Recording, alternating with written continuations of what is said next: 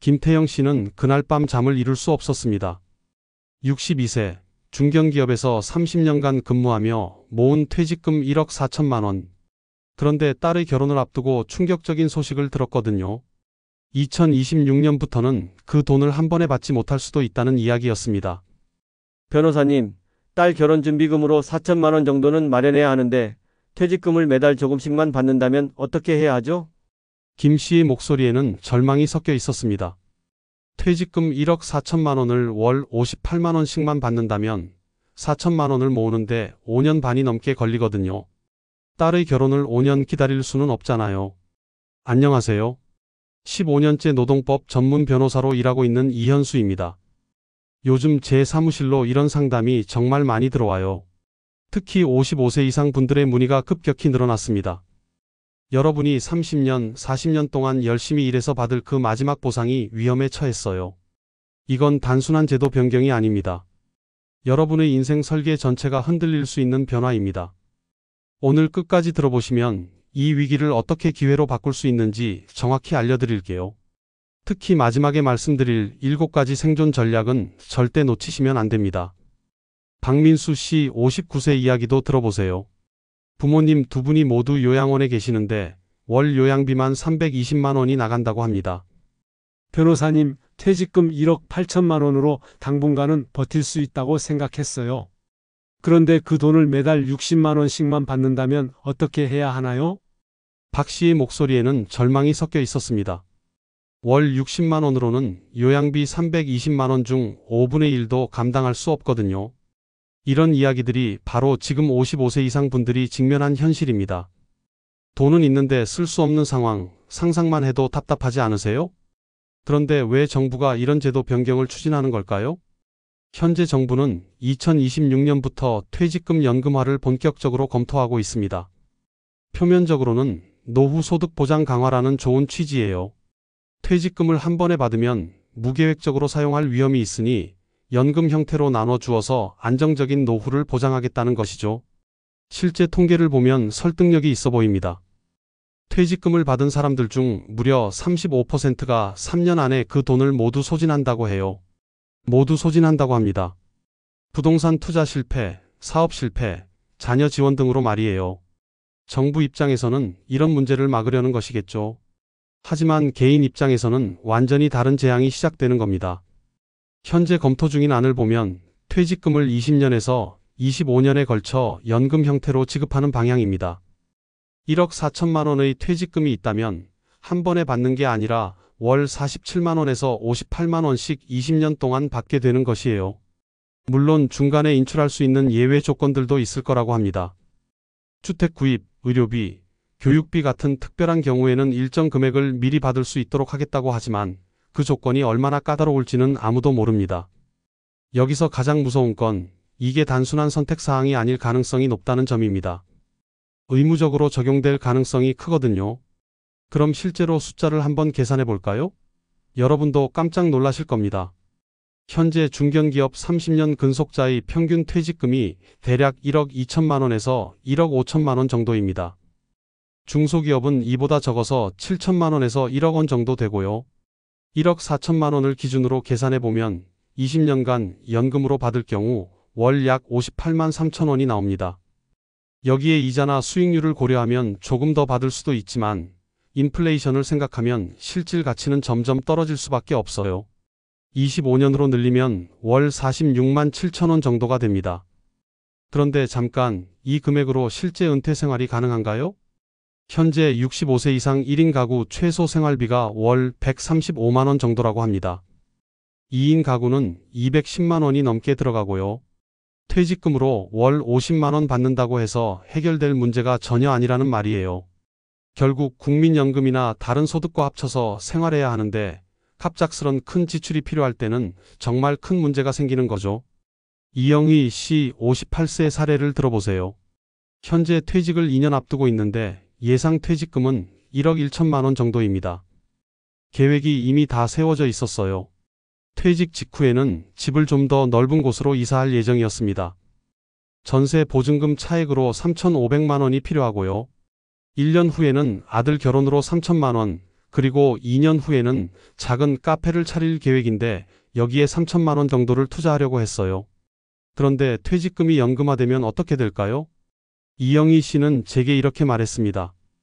변호사님, 월 46만 원씩 받아서는 이사비 3,500만 원을 마련하는 데만 6년이 넘게 걸린다고 하던데요. 그럼 제 꿈들은 다 포기해야 하는 건가요? 이영희 씨의 목소리에는 30년간 꿈꿔온 계획이 무너지는 절망이 담겨 있었습니다. 또 다른 충격적인 케이스도 있습니다. 정수현 씨 60세는 현재 부모님을 모시고 살고 있어요. 아버님이 치매 초기 증상이 있으셔서 전문 요양시설 입소를 고려하고 있는데 향후 3년간 요양비로 4천만 원 정도가 필요하다고 합니다. 변호사님, 퇴직금 1억 3천만 원으로 아버지 요양비를 준비하고 나머지로 제 노후를 준비하려고 했어요. 그런데 연금으로만 받는다면 아버지를 언제 모실 수 있을지 모르겠어요. 정수현 씨의 눈에는 눈물이 고여 있었습니다. 월 54만 원씩 받아서는 요양비 4천만 원을 마련하는데 6년이 넘게 걸리거든요. 아버님의 치매가 기다려주실까요? 이런 현실적인 문제들이 바로 퇴직금 연금화의 가장 큰 함정입니다. 정부는 장기적 안정성을 강조하지만 개인의 삶은 그렇게 계획적으로 흘러가지 않아요. 특히 한국의 경우 자녀 교육비, 결혼 비용, 부모 부양비 등이 은퇴 시점 전후로 집중되는 경우가 많습니다. 이런 문화적, 사회적 특성을 전혀 고려하지 않은 제도 변경은 오히려 더 큰 문제를 만들 수 있어요. 여러분 상상해 보세요.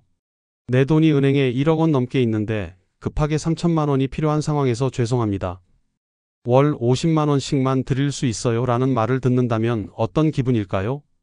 바로 이 타이밍의 문제가 퇴직금 연금화에서 가장 큰 함정입니다. 그럼 이런 상황에서 우리는 어떻게 대비해야 할까요? 지금부터 말씀드릴 내용이 정말 중요합니다. 먼저 현재 자신의 퇴직 예정 시점을 정확히 파악해야 합니다. 2026년 전에 퇴직할 수 있다면 기존 방식으로 퇴직금을 받을 수 있을 가능성이 높거든요.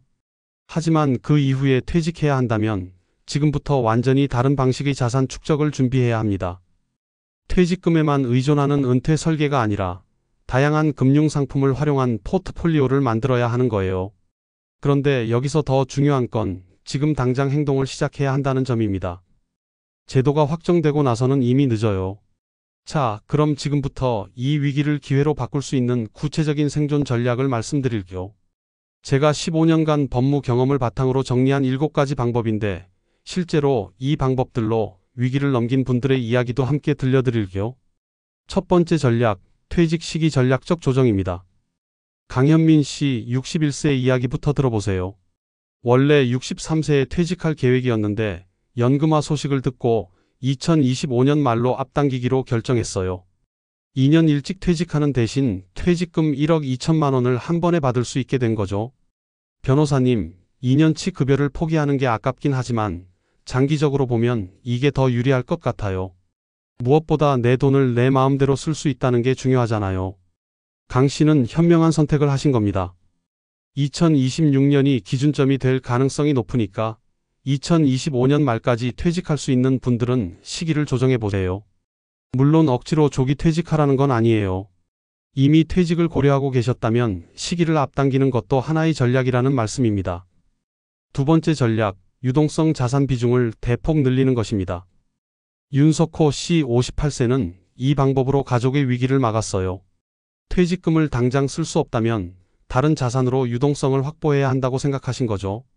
기존에는 주식과 부동산에 자산의 70%를 투자하고 계셨는데 예금과 적금 비중을 50%까지 늘리셨어요. 수익률은 좀 떨어지겠지만 딸 결혼할 때 바로 쓸 수 있는 돈이 있다는 게 얼마나 든든한지 몰라요. 목표는 퇴직 후 3년간 필요한 자금의 최소 60% 이상을 유동성 자산으로 준비하는 겁니다. 예를 들어 퇴직 후 3년간 8천만 원이 필요하다면 최소 5천만 원은 즉시 인출 가능한 형태로 준비해야 한다는 뜻이에요. 세 번째 전략, 퇴직연금 활용 전략을 세우는 것입니다.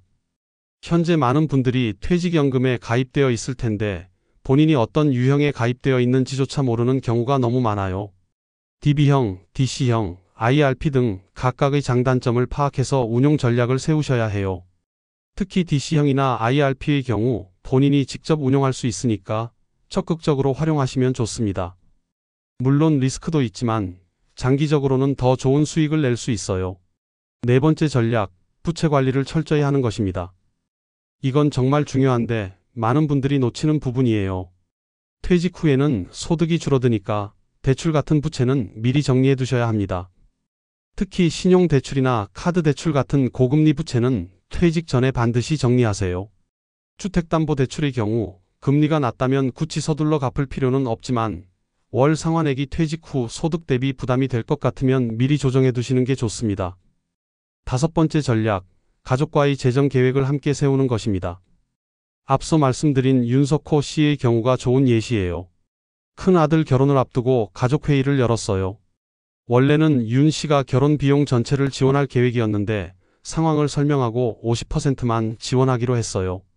처음에는 아들이 좀 부담스러워했지만 퇴직금 연금화 상황을 차근차근 설명하니까 오히려 아버지도 노후 준비하셔야죠 라고 이해해 주더라고요.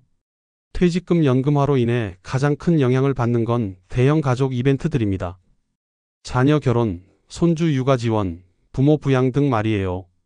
이런 비용들을 가족과 미리 상의해서 누가 얼마나 부담할지, 언제까지 준비할지를 정해두시는 게 좋아요. 혼자서 다 떠안으려고 하지 마시고 가족 전체의 계획으로 접근하세요. 여섯 번째 전략, 연금담보대출 가능성을 미리 체크하는 것입니다. 퇴직금이 연금화되면 그 연금을 담보로 대출을 받을 수 있는 상품들이 나올 가능성이 높습니다. 미리 어떤 금융기관에서 어떤 조건으로 이런 대출을 해주는지 알아보시고 비상시 활용할 수 있도록 준비해 두세요. 단, 연금담보대출은 이자 부담이 있으니까 정말 필요할 때만 활용하시고 상환 계획도 미리 세워두시는 게 중요합니다. 일곱 번째 전략, 추가 소득원을 개발하는 것입니다. 김미영 씨 59세는 간호사로 근무하고 계시는데 퇴직 후에도 파트타임으로 계속 일할 계획을 세우셨어요. 간호사는 경력이 있으면 파트타임 일자리를 구하기가 비교적 쉬운 편이거든요. 주 3일 정도만 근무해도 월 140만 원 정도는 벌 수 있을 것 같아요. 그렇게 되면 퇴직금을 연금으로 받더라도 파트타임 소득과 합쳐서 충분히 생활할 수 있을 거라고 계산했어요.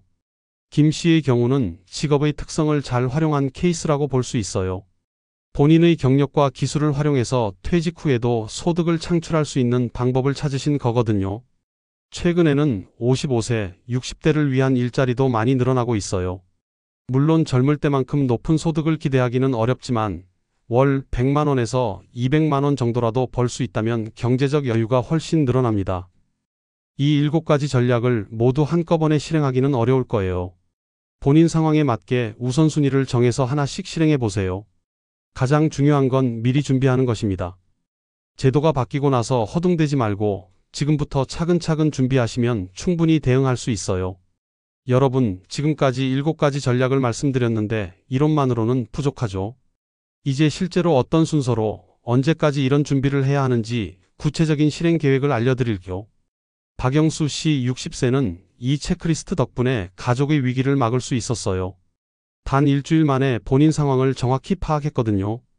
지금부터 여러분도 박 씨처럼 체계적으로 준비할 수 있는 구체적인 실행 계획을 알려드릴게요.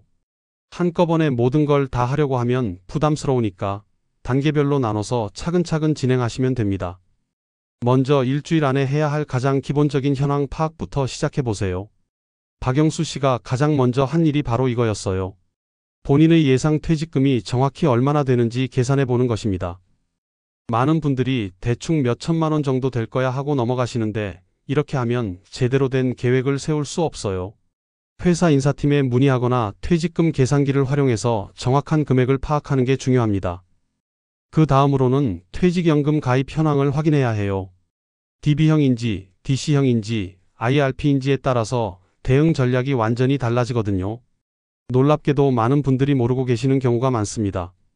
가입할 때 한번 들어보고 나서는 신경 안 쓰시는 분들이 대부분이니까요. 본인이 어떤 상품에 가입되어 있는지, 현재 적립금은 얼마나 되는지 정확히 확인해 보세요.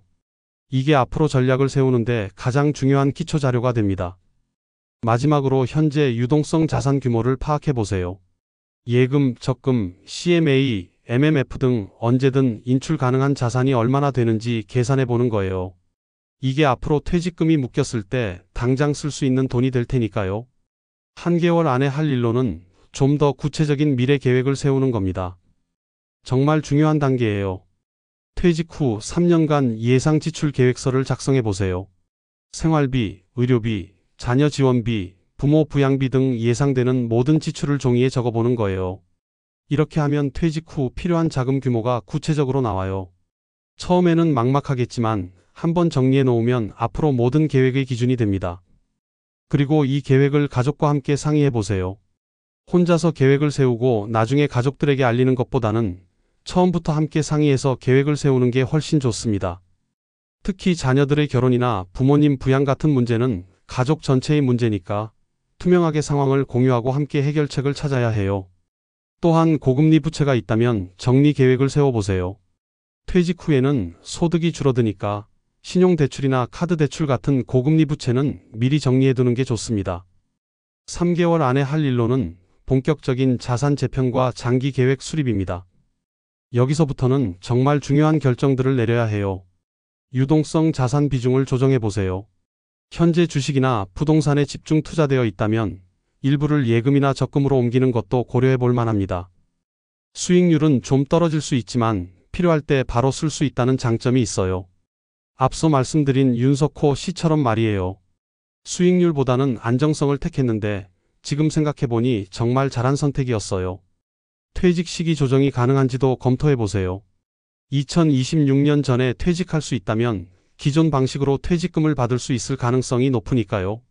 물론 억지로 조기 퇴직하라는 건 아니고 이미 퇴직을 고려하고 계셨다면 시기를 조정해 보는 것도 방법이라는 거예요. 마지막으로 퇴직 후 소득원 개발 계획을 세워보세요. 파트타임 일자리, 프리랜서 활동, 소규모 창업 등 본인의 경력과 기술을 활용해서 퇴직 후에도 어느 정도 소득을 만들 수 있는 방법을 찾아보는 거예요. 김미영 씨처럼 본인의 전문성을 활용하면 충분히 가능한 일입니다. 이런 식으로 단계별로 접근하시면 부담스럽지 않게 차근차근 준비할 수 있을 거예요. 무엇보다 중요한 건 지금부터 시작하는 것입니다.